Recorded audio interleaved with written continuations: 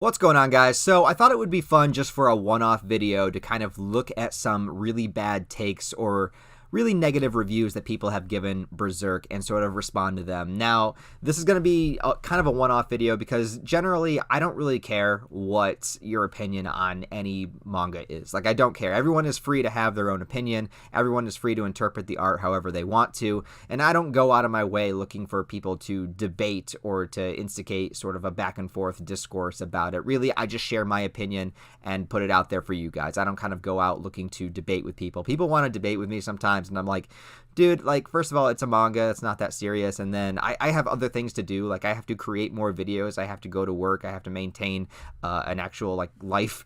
You know what I mean? Like, I can't read your 12 paragraphs that you send me in order to want to debate me about a topic. Like, you just have whatever opinion you want, man. It doesn't really matter. So the purpose of this video is not to call out anybody. It's not to instigate a debate. It's not to do anything other than just perform some entertainment. And also, I've never really looked at any sort of negative reviews for Berserk because either I just go by my own opinion or I just watch other YouTubers or people that I actually value, whose opinion I already value, so I'm curious to what they think about it. I haven't really kind of gone out and listened to just the general populace's or the general manga community's idea of what they like about Berserk, and so I thought it would be a fun video to just sort of give you guys a response to some of the most negative Berserk reviews I could find. I didn't search for them myself. I had people send them to me. So these are the reviews that were sent to me. One is pretty long. I haven't read it yet. We're going to go into it and just sort of respond to it. So again, this is not to call anybody out. This is not to say your opinion is shit and my opinion is superior or anything like that. It has nothing to do with that. I just thought this would be a fun video to see why something that I consider to be, you know, peak fiction, right? Even though I have criticisms of Berserk, you know, I don't think it's I think it's my favorite fictional series of all time, but that doesn't mean it doesn't have flaws. There are some people out there that are pretty much blind fanboys to anything, and whatever they like, they refuse to acknowledge any flaws or refuse to acknowledge anything that they dislike about it. And if that's how you really feel, then cool. It's like everything about it's perfect. Everything is 10 out of 10. Well, that's great, man, but I've never read any story, manga or novels or anything that has been absolutely, like, I had no criticisms whatsoever. I had nothing I disliked about it whatsoever. That's never happened to me. If that's happened to you, that's great. That's cool. But having said that, Berserk is still my favorite series of all time. I do think it's the best fictional story that I have ever read. And I read a lot of fictional stories. So let's see why people did not like it. So this is the long one, and some of you may have seen this before. I don't know where it comes from. I don't know who wrote it. Once again, I'm not trying to instigate anything. I'm just curious why people don't like Berserk or why they would rate it very, very low. So I'm going to read this and see why this person decided to, I think they dropped Berserk. I think that they were rereading it and they just decided they didn't like it anymore. So let's try to uncover the reason as to why. Berserk is difficult to talk about due to its complexity and length, but I'll do my best. All right, man, let's do your best. Let's see what you think about this. All right. Berserk's Golden Age arc has been done to death in reviews, and it's amazing. We all know it. No need to say more. The homoerotic subtext between Guts and Griffith is chef's kiss. Is that like a subtle jab, or are you actually saying there's a homoerotic subtext? And I'm not saying there necessarily isn't, but I mean, who hasn't had a naked water fight with their bros before? It doesn't mean it has to be gay. Anyways, we all know how it comes crashing down due to the miscommunications that are brilliantly baked into pretty much every character's fatal flaws during this arc. If I had to fault it on anything, I'd say Casca's scene during the eclipse was handled poorly in the manga, but more on that later. Okay, so nothing really to dissect here. Subtext, homoerotic subtext, I think it's more of a, I think the subtext is more so love than it is necessarily like a sexual, like, homoerotic thing, like just loving another person, putting somebody else above yourself, having somebody else sort of like sway you away from the original things that you were going towards for your original dream. The fact that Guts was always the thing on Griffith's mind, the fact that Griffith would put himself into harm's way for Guts. And if anything, it's kind of the love. I feel like it's more so a love for a like a parent would have over a child, wanting to protect them, to build them, to see them grow, that sort of thing, seeing that potential in them and wanting to see how far they can go. And also some parents also have that sort of idea of like, what can this child do for me? What can he do to help me and my legacy? And so if any sort of like relationship between Guts and Griffith, I would say it might be more of a parental one.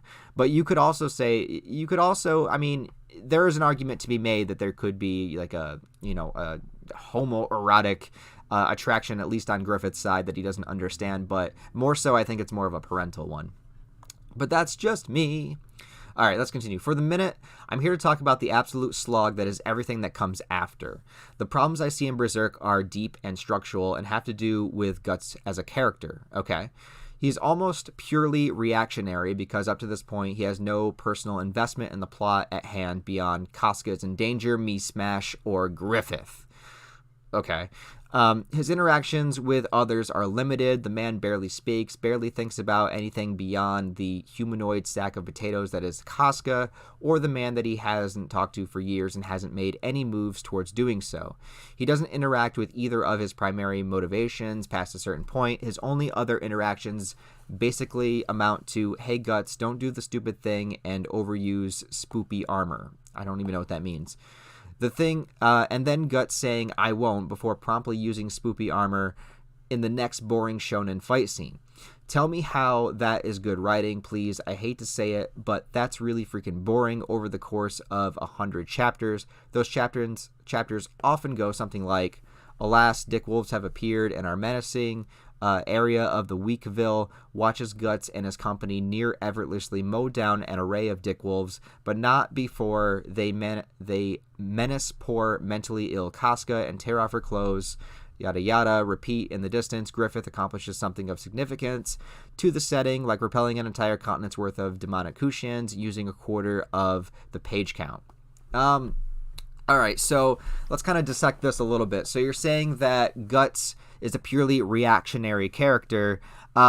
I don't really see that's the case. Well, you're obviously, how do you not react to something like the eclipse to begin with? I mean, that's obviously a huge traumatic event that you were going to be reactionary to. Guts then sets off on a mission of vengeance, throwing everything else away, not giving a shit, and just wanting to destroy apostles and make his way to the God Hand. In doing so, he constantly damages his inner self, losing more and more of his own humanity, coming closer to what Griffith was, not afraid to actually like damage his body to the point of where if Puck wasn't around, he would have probably died, and to the point where his Beast of Darkness manifests. The Beast of Darkness, of course, being Guts' inner rage and darkness and trauma sort of manifested into like a spirit animal type being, this case being the wolf or the mad dog, that perfectly represents his character, because Casca always kind of told him, I think that's, again, another reason why it took the form of the Beast of Darkness took the form of a mad dog, is because he had somebody that he loved so much, Casca, and he's remembering a specific event where she calls him a mad dog, which would be the only person that he would care to get an insult from would be Casca, or somebody he actually really cares about or values. And so, to say Guts is purely reactionary, well, he's reacting to traumatic events that happened in his life and proactively moving out to attack or destroy them. And then again, proactively coming back when he comes back to Goto's mansion, his cabin. I wish Goto had a mansion. And he decides that, he can't let Casca go because she is something. She is the flame that keeps his darkness away. She is his purpose to keep on living. Like, Guts is willing to throw his life away in order for his pursuit of vengeance, but finding value in his own life is also finding value within Casca, whereas, she's his reason to stay alive. We can move forward towards a future. Like, there can be a future life here somewhere. There's some way to figure it out. And that leads him through... the rest of pretty much the rest of the conviction arc is finding Casca. After he finds her, taking her to an area where she could possibly be safe. And then that goes even further into his character development as he finds this darkness within him has not been cured just by the fact of being around Casca, that there's a lot of internal work that he needs to do. And that's the thing with Guts' character, is that it's mostly internal. It's not necessarily about like his goals or his ambition to do something. It's, dealing and reflecting with the traumatic events that he happened to experience internally. And how do you sort of like how do you sort of not only overcome that, but also work towards something that you find value in? And him actually being able to find companions again, and him actually being able to, make it to his destination, and where we are in Elfhelm now, and actually being able to see Guts smile and even share a joke with somebody is incredible character development, considering where he started in the Black Swordsman arc. As far as you saying that the Berserker armor is used over and over, it's used about 3 times in the manga so far. It's used when he first gets it, it's used to escape Vertanis, and it's used to fight the sea god, and that's it. And each time it does have an effect on him. He's beginning to lose his sight. He's losing his taste. It's having these sort of multiple, you have to be able to use it multiple times to have this sort of damaging effect. It's not just a one-time use. So the manga is building up to the point, the more he uses this, the closer he gets to basically killing himself, right? Or closer he gets to sort of losing his humanity, unless he can unless he can find a way to incorporate it, unless he can find a way to manage it and control it. So the reason why this is tension building is because he's already used it 3 times now, and he hasn't even gotten to the point where he's fought against major apostles or the God Hand. I mean, the Sea God was definitely a major threat, but not in terms of the narrative of the entire series. So this is why it's building tension, because when he actually does go to use it against Griffith or whatever, he's already used it so much that he's going to be in a life or death situation where he's going to need to figure out how to actually master this armor. Now, if you're saying villains of the week, sure, there is kind of throwaway pawn kind of monsters here and there, and with the trolls and the Daka and things like that. I understand that. I wouldn't call the Sea God a villain of the week. I think the Sea God really just sort of represents the different world that we're in now, represents Fantasia, showing you the kind of threats that actually exist now. And as far as Casca getting all of her clothes torn off, I admit that does happen probably more than it should in the manga. But again, if you think about it, it's only happened, against Wild, in the Eclipse. There was the bandits in the beginning of the Conviction arc, and I think that's it. So I think it's happened 3 times, and at least in 2 of those times she is rescued, or one of the times she rescues herself, which I think you mentioned later in the description. But it's not the primary focus of anything that happens. All right, so anyways, it's as if Miura didn't know what he wanted to do with Guts and company after Casca's mind was fixed, so he dragged out half the story to an almost absurd degree, and I chalk it up to 3/4 of dragging to the incessant battle scenes. Okay. But push me, I hear you cry. Battle scenes are awesome. Not when they lack stakes, emotional investment, and eat up an absurd amount of page count for the trouble. I don't have any technical elements that might make a shonen fight interesting, and seemingly the only allowed failure state is Guts dies / girl is raped. It never is a case of we need to run the fuck away, leading to a desperate fighting retreat using actual tactics, because then we wouldn't have to get 10 more awesome panels of the Dragon Slayer effortlessly bisecting dick wolves. What is it with the dick? When does the dick wolves ever come up? There's a time where wolves get possessed in the Conviction arc. I remember that. But the dick was actually from the horse, if you're remembering. So you might not be remembering this correctly. Anyways, any fight tension is displaced solely onto whether the armor will eat Guts' soul or not. Quiet moments that might be genuinely poignant and were in the Golden Age are interrupted every other chapter by near pointless fights, as if the mangaka believes that his audience will lose interest in the manga if the manga goes 10 pages without seeing Guts screaming and covered in blood. He is in some ways like a parody of action movie tropes, his introspective, needy side subsued into scowls and really cringeworthy one-liners. He harpoons any sense of atmosphere a scene may have, either by the dad joke he utters when he opens his mouth, or by everyone suddenly pausing to admire his sword technique. Whoever happens to be nearby will inform an impromptu peanut gallery to remark on the length of the oft-mentioned heap of raw iron with a Cedro at the helm, which gets repetitive fast and usually eats up a page or so per fight for its trouble. It doesn't make the fight seem any more impressive for its effortlessness either. We know that Guts equals strong, and considering how slow Berserk is to update, wasting precious pages to reiterate this or have him engage in fights that don't further anyone's character is in general a waste of everyone's time. Woo! Okay, that's a really long-winded way to say that you don't care for the fight scenes in Berserk. One thing I will give you is that I feel like a lot of times at this point, you're right. It's not quite as impressive to see Guts swing a sword and rip characters in half. We've seen it so much at this point that it does kind of lose its impact. There is a point where, let's see, what scene do I want to bring up? Like when he's fighting the alligators on the beach. Oh, that's actually another time the Berserker armor is used, so I apologize. It was used 4 times. But to say that it doesn't have any stakes is definitely the wrong way to be looking at it because, again, just for examples, okay, so the whole troll segment, it wasn't necessarily about the trolls. It was one about how all of these characters are going to work together and actually use their abilities to benefit each other. How, Guts creating this new team of comrades. And then not only that, the troll segment was meant to slowly build into understanding that the astral world is ripping into reality, all culminating with the confrontation against Slan, in which we learn about Skull Knight's weapon, in which we learn that, Guts' Dragon Slayer definitely does have an effect on astral creatures. And so there is kind of benefits in order to see Guts go through all of these things, especially within Vertanis, where Guts fights Serpico again. That fight did have stakes because that fight was determining the fate of what was going to happen to Farnese. Was Guts even going to be able to talk to her? Was Serpico going to keep her away from him? And also, Guts actually restraining himself, not using the Berserker armor, even though he wanted to in that fight, in order to have this sort of fair fight against Serpico. Beyond that, again, you have them escaping Vertanis, which maybe, okay, I'll give you that it might have went on a little bit too long, but it definitely didn't showcase Guts as this, destructive person that could defeat anything, because Guts ends that fight being, absolutely dominated, destroyed, zapped by lightning, and having to be carried off by Roderick, who's the badass, by the way. And within the next couple of chapters, Guts is in bed, he's sick, he can barely stand, he can barely get up. Same thing with after the Sea God fight. What it's basically showing you is that these fights do take a toll on Guts. He is not superhuman, despite the fact that he is stronger than the average person. The more that he forces himself to continue to do this, the more damaging it is to his self, his body, and his sanity.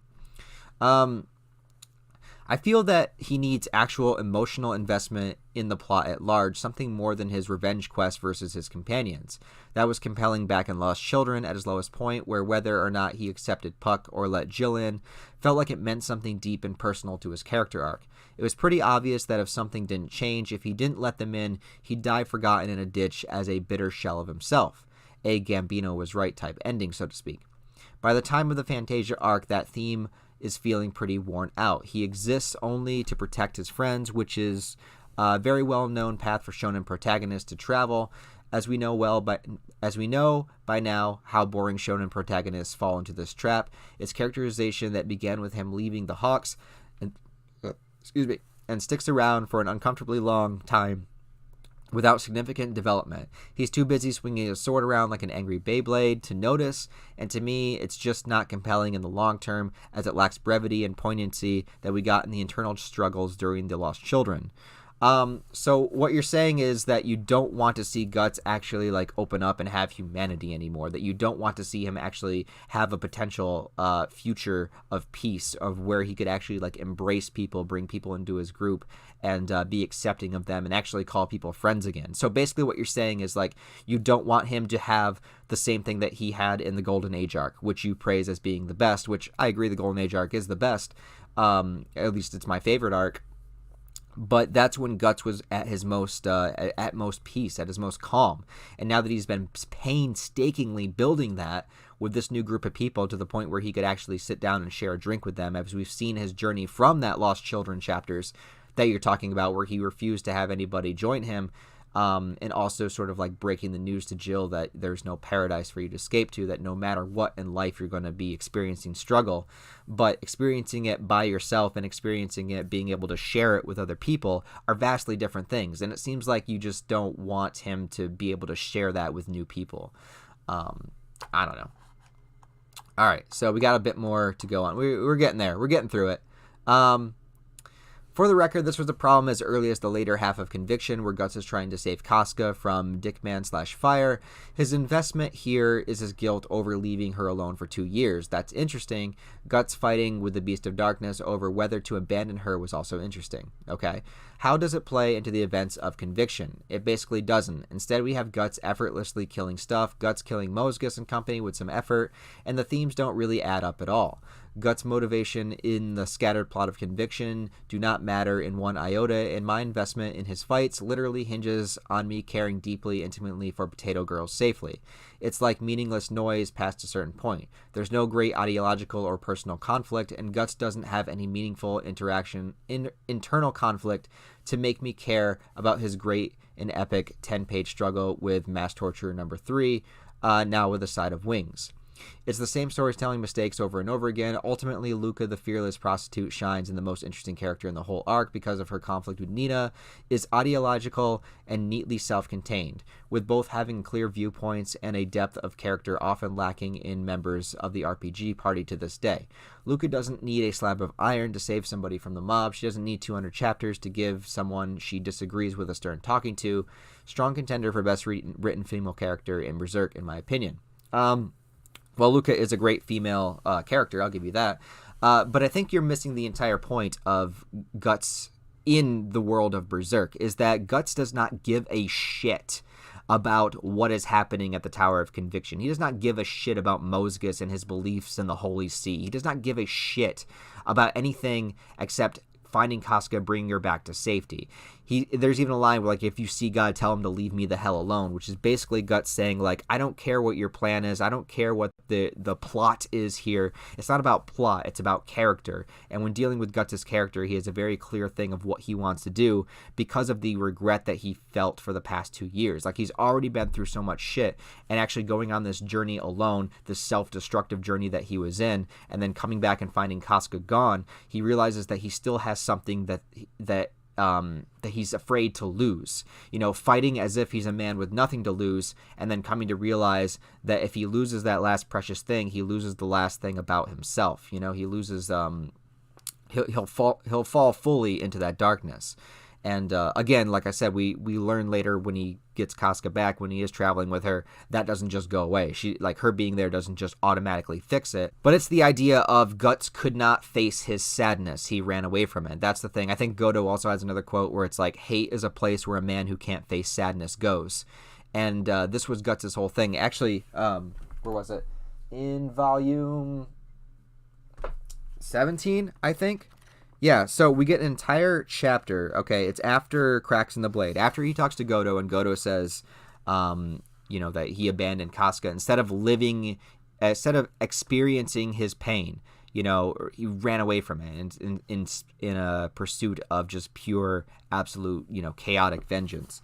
And there's another chapter. It's called The Feeble Flame, and it's all about Guts, and he's spending the night alone in the caverns, and he doesn't have his sword because it's being worked on, and he doesn't have anybody else. He's just there with himself. It's, the scene where we see, like, the Beast of Darkness and everything manifest behind him. And, he recounts his memories with Casca and the importance that she has to him. Not only does she represent, his love, but she also represents everything that, was good in his life. Like, everything that he had built towards, everything that he had overcome was all in thanks to her. And the fact that, she did lose her mind, she did, become this version of Casca that we see, but Guts couldn't I don't want to say embrace, but couldn't accept that, right? He couldn't accept that as a reality. He ran from it.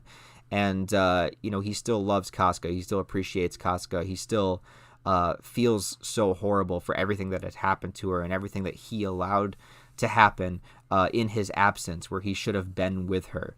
He should have found some way to be able to embrace and understand his sadness rather than just running away from it. And maybe there was something they could have done to help Casca along the way, but he refused to even try. And so when he goes through the Conviction Tower to get to Casca, the fights are meant to be a sense of tension because they keep keeping Casca away from Guts, because they realize that, Guts is going to go.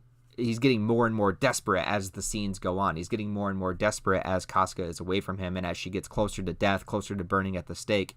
And, we want to see Guts get back to her. We want to see him, admit that he was wrong, admit that he was sorry, admit that he still loves her, admit that he's never going to leave her again. It's a love story, man. Like, ultimately, at the end of the day, Berserk is a love story, and a lot of people don't want to believe that, and that's fine. You're free to have your own interpretation. You're free to have your own view of the series, and if you don't want to think about it like that, that's fine. For me, I think about it, Berserk has always been a love series to me, because this is the crux of of what makes Guts, a full, well-rounded person. Like, he was able to open up to somebody that he's never opened up to before. He was able to actually they were able to embrace each other despite their faults, despite their wounds, despite their psychological turmoil, despite the history that they've been through. And they were the only people that fully accepted each other. Casca was never fully accepted within the Band of the Hawk because she could never be that woman for Griffith, and she could never, she was never a man on the battlefield. Even though she was respected as a warrior in her own right, there was a disconnect there because she was different than everybody else.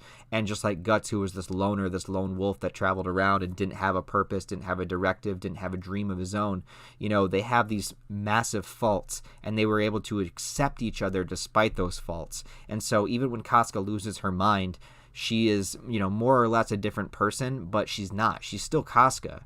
Deep down, she's still Casca, and deep down, Guts still loves her for that. He loves her for everything that she was and everything that she meant to him then and now.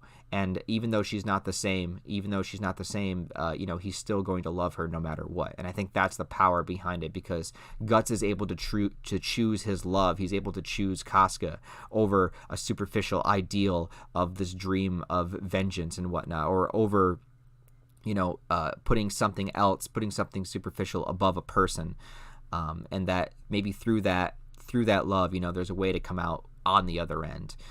There's a way to finally sort of accept who you are, and to have somebody else also accept you for who you are. And Casca is Guts' way to do that. And also, we call it the conviction arc. Making a conviction is like speaking a strong statement that you will abide by and live by. And of course, Guts says, thinking about it, was this feeble last flame? That's right. Wasn't this last feeble flame left to me all that barely kept me from being consumed by the black flame? What have I done? Did I do it again? You mean I did lose something before I even noticed it again? Without even knowing, without even realizing, I'd thrown it from the palm of my hand. And then he says, of course, the flame, it's not yet blown out. Not yet. It's not too late.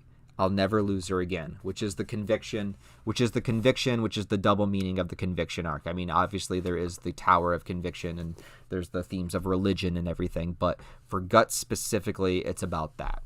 Okay, we're almost done here. Here we go. Speaking of women, something I never see brought up in discussions of Berserk is the way that Casca's rape is portrayed in the manga. It's just not horrifying. Okay. At least not to me. It reads literally like porn. No. The angles and focus of the panels are exploitative of Casca's body, with little focus on her face or the emotions that led to her becoming a potato. If you disagree, please compare the way that Casca is portrayed to Guts' rape by Donovan. Or the way that Ganishka is portrayed when he stands menacing over Charlotte's bed, or even the 1997 anime's version of the scene.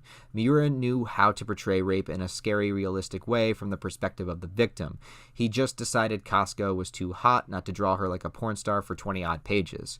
Really, it never quite ends, as Casca is drawn naked in poses clearly meant to be alluring, without worrying regularly when she's a goddamn rape victim, so traumatized that she's lost the ability to speak. Her trauma also fluctuates in intensity. At one moment, she can kill 3 armed bandits while butt naked, and in another, she can barely run on flat ground without tripping on her own 2 feet. So, that she can drown in the scene in damsel in distress tropes. Miura's inconsistency in writing of these characters makes it hard for me to take the plot involving curing her of her brief porn career at all seriously, or any other of the many times Casca is threatened with rape. Combined with my above problem with Guts' later characterization, it severely undermines my ability to enjoy either of them as characters, because women in danger, men save, you care stopped being a compelling plot point itself some 5 decades before I was born. Well, okay, one thing I will say, a couple of points to mention for that.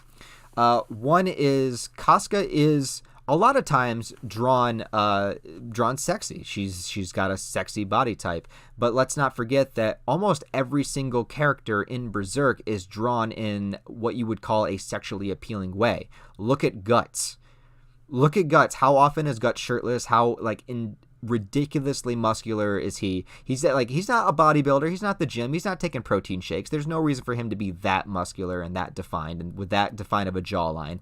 Like, so this is a fantasy series, and at the end of the day, part of fantasy is that visual aspect of it. And so you want to see characters that are attractive. You know, you want to see characters look sexy. And so Guts looks sexy, Casca looks sexy, Farnese looks sexy, Serpico looks sexy. Like, they all look sexy, okay? That's just part of the game of comic. And that's not even just Berserk. That's like all comics. Look at any superhero comic. Look at the proportions. Look how the body types are drawn. Like, they're meant to be drawn attractive, and I don't think there's anything wrong with that. I don't think there's anything wrong with drawing attractive characters, or if there's a scene where Casca's taking a bath and you see her ass a little bit. Like, I don't find anything wrong with that. Maybe it's a little exploitative, but it doesn't bother me. I'm fine with it, bro. I'm fine with it. So call me what you will for that one, but I don't mind seeing a little bit of Casca ass. Now, when it comes to the rape scene that you're talking about, it was meant to be detailed and horrific, as opposed to the other two that you mentioned, the one with Donovan. That one wasn't shown also because that's a child, and that goes into a whole nother realm of disturbing and awful and horrible. Like, not to say that the other one isn't horrible, but I'm just saying, like, you're not going to see a drawing of a child being handled in that way. That would be an extreme poor taste, I think, and probably wouldn't have been published even in a manga like Berserk, because that would definitely probably cross several lines too far to show in vivid detail. Also, it wasn't needed to be shown in vivid detail because we get the idea of what happened. Now, when it comes to Casca, it's different in the sense that we are shown it in vivid detail because we are seeing it from Guts' perspective. I know it's happening to Casca, and it's a horrible thing, and maybe Miura should have shown a little bit more of Casca's point of view, although I do believe he does. I do believe he shows her sort of, you know, in that daze of like, wait, Griffith, what are you doing? Like, who are you? What's happening? And then her actually coming consciousness enough to say, please, Guts, don't look at me. She doesn't want Guts to see her in that way. She doesn't want Guts to see her in that horrible, vulnerable state. And so there is aspects of paying attention to Casca's state of mind during that.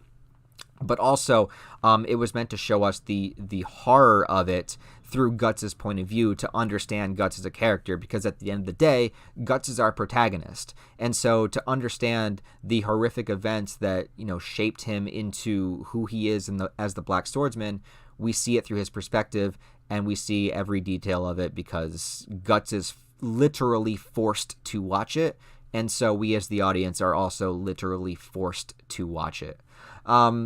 When it comes to Casca, again, being in damsel in distress, I mean, she does get into trouble. She gets into harm's way because of her loss of her state of mind, and it's just kind of par for the course, but that doesn't mean she's a bad character in any way. In fact, that kind of adds to the tragedy of her character, because we know that she is capable of handling herself, but because of what Griffith did, she is no longer able to.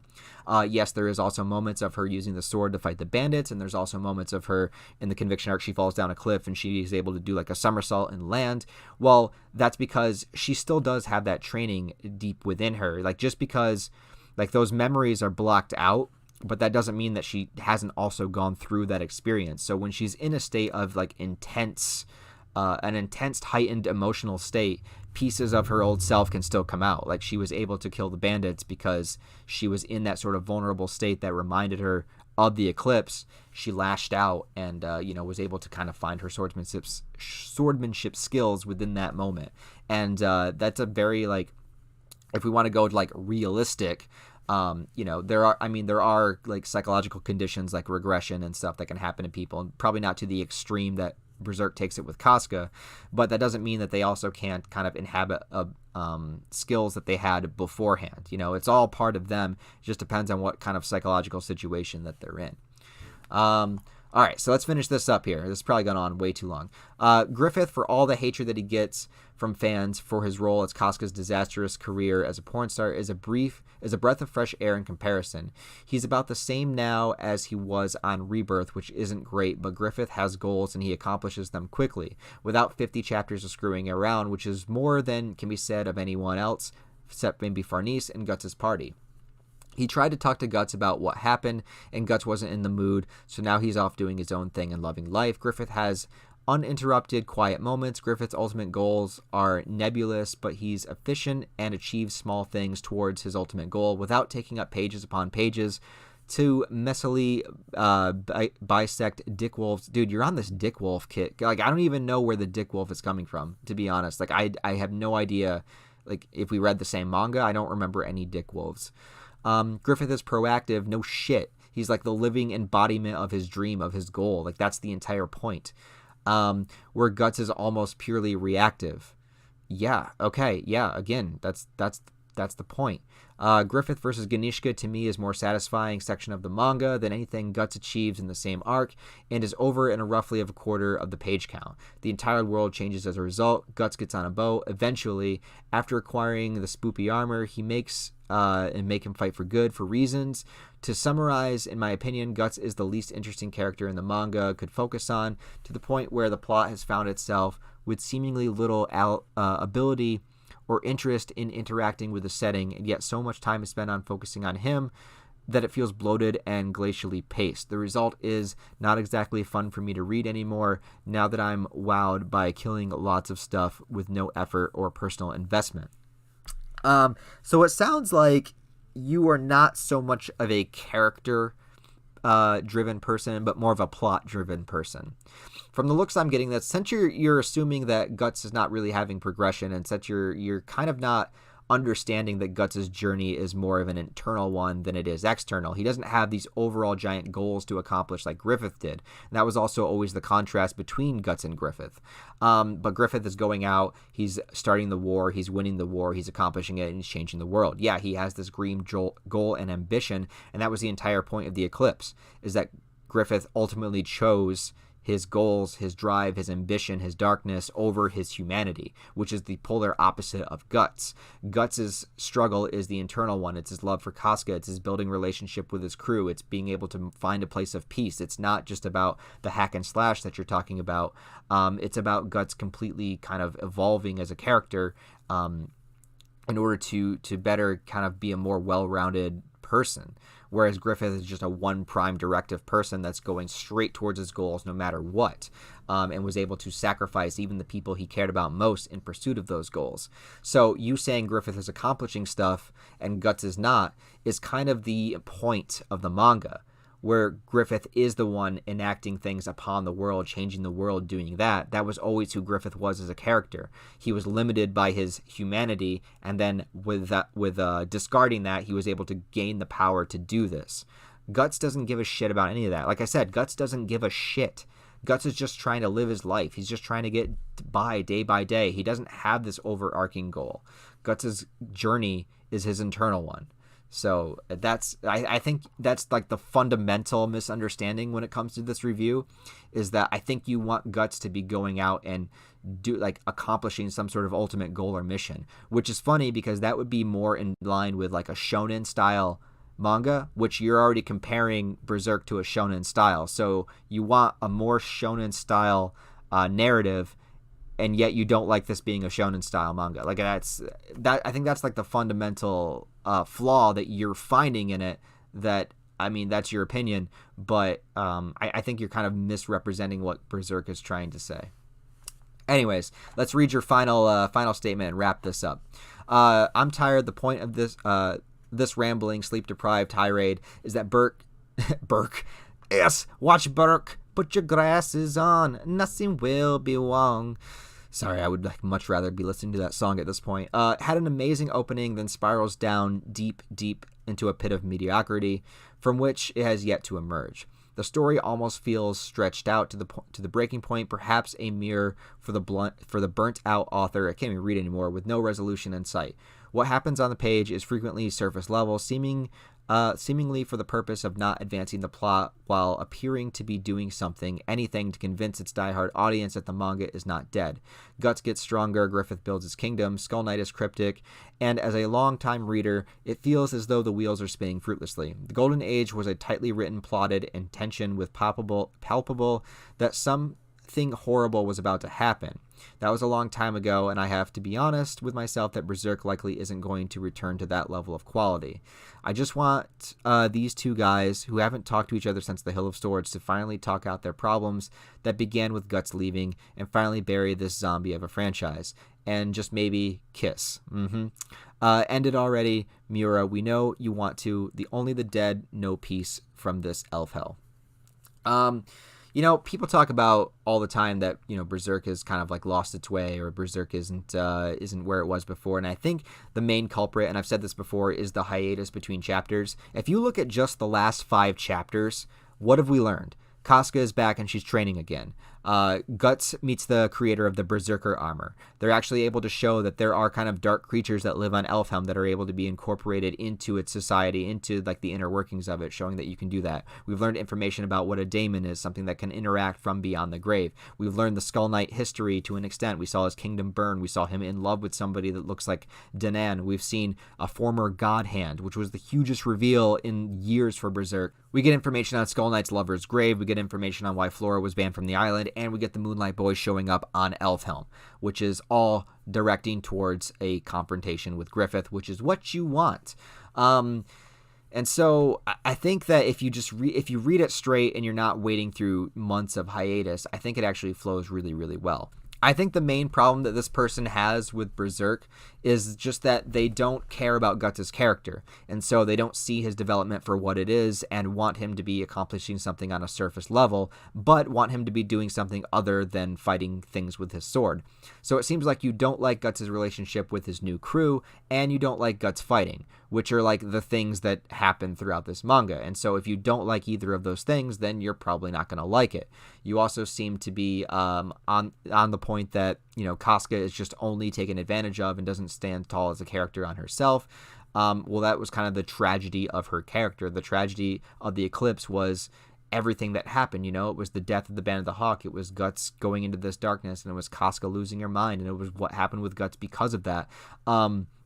You know, it has a lot of repercussions, and we were able to see the repercussions of that through the Conviction arc and through the Millennium Empire arc. And now in Fantasia, Guts is finally getting to a place where he was before in the Band of the Hawk, where he's finally at peace with his group. He trusts them. You know, he might not be able to talk to Casca face to face, but she's there, and so he's in the prime position to lose it all again. And we're going to see what happens with that, and we're going to see how much of his humanity he can retain after, you know, losing so much in his life. Anyways, I was going to do some more bad reviews, but this took way longer than I expected it to, so I don't want to have a super, super long video for you guys, so I think I'm just going to respond to this one. Again, I don't know who wrote this. This was kind of just sent to me. Yeah, it doesn't have like a username or anything, but I'm not trying to instigate anything. Like I said, I just thought I would read a bad review and respond to it. Read a negative Berserk review and respond to it. And so those are my thoughts about these thoughts. Let me know what you guys think in the description below. Also, if you've seen some really bad Berserk takes, put that in the comments. What are some of the worst takes that you've ever seen? And do you think this person actually brings up some really good points? I think some of his points, there are a few within here that I think are relevant or worth talking about, or criticisms that are worth bringing up. Definitely, for sure. And I do agree that the Golden Age arc is still the best arc in Berserk. So, you know, we do have some common ground, but for the most part, I think it's largely a misreading of the series. But what do you guys think? Put all your comments, thoughts down below. Thanks for watching this long rant video. Also, check out the links in the description for my merch store. It'd be really cool if you picked up a shirt or a mug. You can get a motherfucking Zod shirt, motherfucking Zod mug.